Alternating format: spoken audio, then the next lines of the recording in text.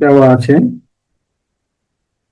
p সমান y square minus 2 plus 1/y square power 7।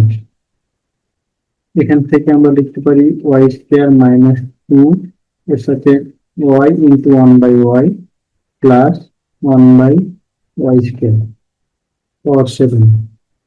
তাহলে ভেতরের অংশের জন্য a minus b whole square, তাহলে y minus 1/y whole square power 7। তাহলে হয়ে গেল y মাইনাস 1/y পাওয়ার এর সাথে 14। আমাদেরকে বের করতে হবে y মুক্ত পদ। লিখব ধরি r প্লাস 1 তম পদ y মুক্ত, অতএব r প্লাস 1 তম পদ, r প্লাস 1 তম পদ সূত্র NCR, এখানে n বলতে 14 p r, এরপর n মাইনাস r, এ বলতে y, y পাওয়ার 14 মাইনাস r ইন্টু x পাওয়ার r, x বলতে মাইনাস 1/y পাওয়ার r। সূত্রটা এরকম ছিল a plus x power n, এখানে r প্লাস 1 তম পদ NCR a power n minus r into x power r। এখান থেকে পাবো 14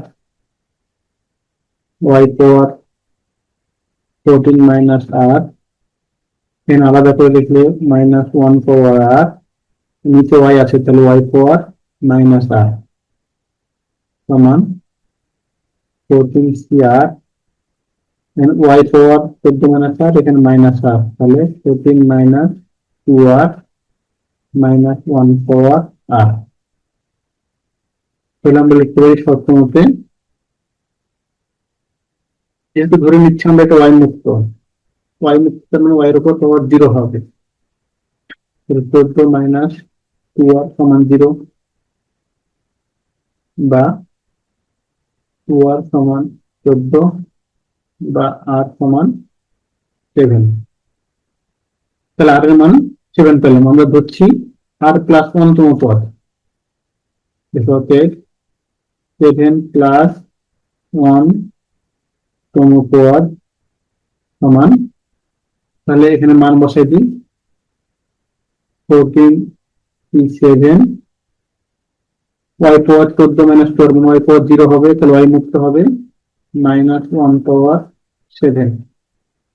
এটা আমরা ক্যালকুলেটর দিয়ে হিসাব করে নিতে পারি অথবা লিখতে পারি হবে 1 2 3 4 5 6 7 উপর 14 13 12 11 10 9 8, আর যেহেতু মাইনাস 1 পাওয়ার 7 তাহলে সামনে একটা মাইনাস হবে, এটা হিসাব করলে পেয়ে যাব -3432, এটা অ্যান্সার।